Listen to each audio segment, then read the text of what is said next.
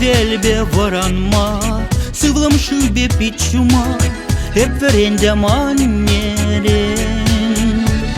Kunin sırın tarışma, varman kasa şurtlatma, Allah ebe atterin, ebe atterin.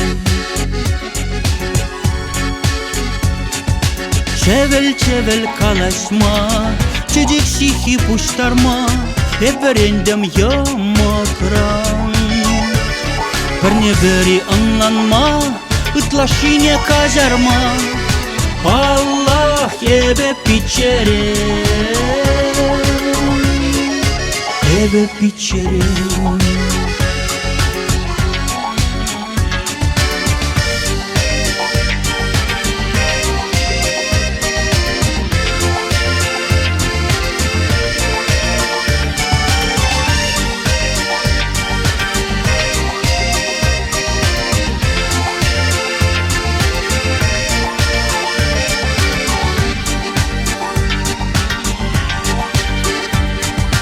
Tavanzine puştarma, perle bulzan savunma, hep verendem aparam.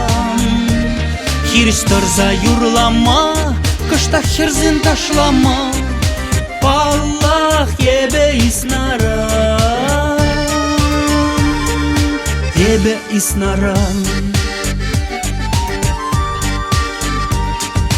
Savni sana yuratma, şancıklığa uprama, hep verendem agaşram.